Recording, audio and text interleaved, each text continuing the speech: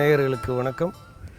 இன்றைக்கு பலவிதமான சவால்களையும் நோய்களையும் சந்தித்து வரும் நாம் அதை எளிமையாக எதிர்கொள்வது எப்படி என்பதை கற்றுக் கொடுப்பதற்காக வந்திருக்கிறேன்.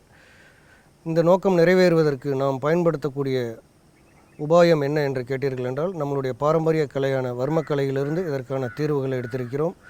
வர்மக்கலையினுடைய ஒரு பிரிவு தந்திர யோகம் அல்லது தத்துவ யோகம் என்று சொல்லக்கூடிய ஒரு பிரிவின் ஒரு அங்கமான முத்திரை விஞ்ஞானத்தை எடுத்துக்கொண்டு இதற்கான தீர்வுகளை நோக்கி நாம் நகர்ந்து கொண்டிருக்கிறோம். நமக்கு வரக்கூடிய நோய்களையும் அதை தீர்ப்பதற்கான வழிமுறைகளையும் எளிமையாக உங்களுக்கு கற்றுக் கொடுப்பது தான் விரல்களே மருத்துவர் என்ற வித்தை. இந்த வித்தைக்கு நாம் சில அடிப்படையான தகவல்களை மட்டும் தெரிந்து கொண்டால் புரிந்து கொண்டால் போதுமானது. மிகவும் எளிமையான தகவல்கள் தான். அதாவது அண்டத்தில் உள்ளதே பிண்டம், பிண்டத்தில் உள்ளதே அண்டம், வெளியில் என்ன இருக்குதோ அதுதான் உள்ளேயும் இருக்குது அப்படின்ற ஒரு தத்துவம். உடம்பு முழுவதும் அந்த தத்துவம் இருந்தாலும் அதை இயக்கக்கூடிய கட்டுப்பாட்டு மையங்கள் எங்கே இருக்கிறது அப்படின்னு பார்த்திங்கன்னா, நம்மளுடைய கை விரல்களில் இருக்கிறது. கை விரல்களில் எந்தெந்த இடத்துல என்னென்ன தத்துவம் அதனுடைய கட்டுப்பாட்டு மையத்தை கொண்டிருக்கிறது என்பதை புரிந்து கொண்டால் எல்லா நோய்களையும் எளிமையாக நம்ம தீர்த்து கொள்வதற்கான ஒரு வழி உருவாகும். அப்படி அதில் என்னென்ன இருக்குதுன்னு பார்த்திங்கன்னா, முதல்ல நம்மளுடைய சுண்டு விரல் என்பது நீர்த்தன்மை உள்ளது. மோதிர விரல் என்பது நிலம் தன்மை உடையது, அதாவது மண். நடுவிரல் என்பது ஆகாயத்தன்மை உடையது. ஆள்காட்டி விரல் என்பது காற்றுத்தன்மை உடையது. பெருவிரல் என்பது நெருப்புத்தன்மை உள்ளது. இங்கே நீங்கள் ஒரு பழமொழியை ஞாபகம் வைத்து கொள்ளுங்கள். நெருப்பில்லாமல் புகையாது. அதாவது பெருவிரல் இல்லாமல் இந்த முத்திரைகள் பெரும்பாலும் வேலை செய்வதில்லை. இந்த பெருவிரலை பயன்படுத்தி பெருவிரல் தொடும் இடங்களில் மற்ற விரல்களில் எப்படி தொடுகிறோமோ அது ஒரு முத்திரையாக உருவெடுக்குகிறது.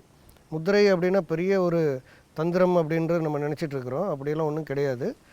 குறிப்பிட்ட நிலையில் குறிப்பிட்ட கால அளவு இருப்பதற்கு முத்திரை என்று பெயர். இந்த முத்திரைகளை பயன்படுத்துவதன் மூலமாக எல்லா நோய்களையும் நம்ம கட்டுப்பாட்டுக்குள் கொண்டு வர முடியும். தொடர்ந்து பயன்படுத்துவதன் மூலமாக அந்த நோயிலிருந்து வெளிவரவும் முடியும்.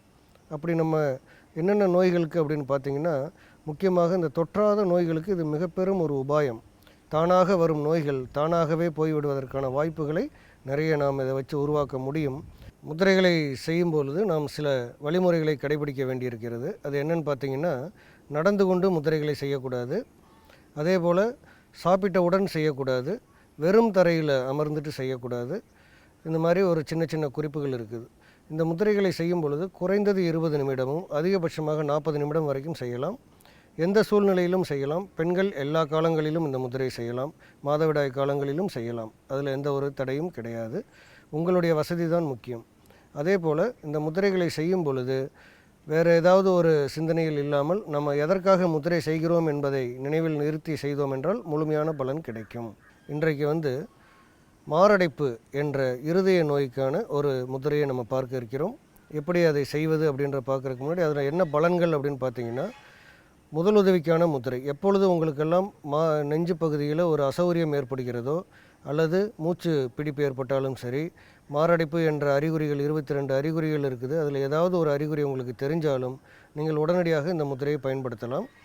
ஏற்கனவே இருதயத்தில் கோளாறு உள்ளவர்கள், மருந்து மாத்திரை எடுத்துக்கொண்டிருப்பவர்கள், அந்த மருந்து மாத்திரைகளோடவே இந்த முத்திரைகளும் தொடர்ந்து செஞ்சுட்டு வந்தீங்கன்னா முழுமையான தீர்வு கிடைக்கும். மீண்டும் ஒரு முறை அந்த ஒரு அவசர நிலை ஏற்படாது. அந்த மாதிரியான முத்திரை இது. இந்த முத்திரை எப்படி செய்கிறதுன்னு இப்போ பாருங்கள். உங்களுடைய கைகளில் ஆள்காட்டி விரலை அப்படியே மடித்து பெருவிரலுக்கு அடியில் வைங்க.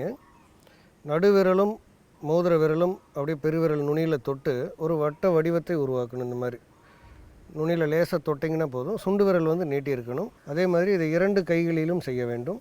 இந்த முத்திரை இப்படி வச்சு பெருவிரலுக்கு அடியில் தொட்டு அப்படியே 2 கையிலையும் இப்படி தொட்டு சுண்டு விரலை நீட்டணும். இந்த மாதிரி செய்வதன் மூலமாக ஒரு 3 நிமிடத்திற்குள்ளாகவே உங்களுடைய மார்பு பகுதியில் ஏற்படக்கூடிய அசௌகரியங்கள் உடனடியாக விலகும். 20 நிமிடம் இந்த முத்திரையை செஞ்சிட்டிங்கன்னா அடுத்தது ஒரு 4 மணி நேரம் முதல் 5 மணி நேரம் வரை இருதயத்தின் பகுதிகளில் எந்த ஒரு உபாதைகளும் தொந்தரவுகளும் வராது.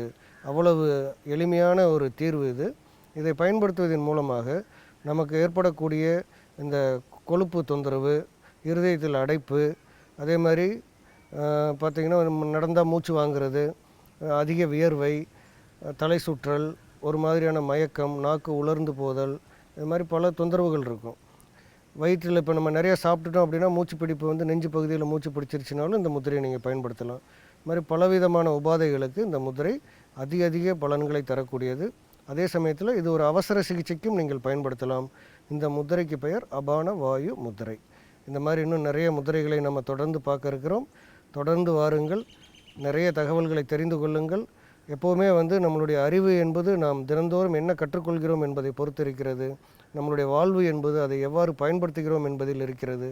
நாம் அனைவரும் நலமாக வாழ்வோம், வளமாக வாழ்வோம் என்று கூறி மீண்டும் சந்திப்போம். நன்றி, வணக்கம்.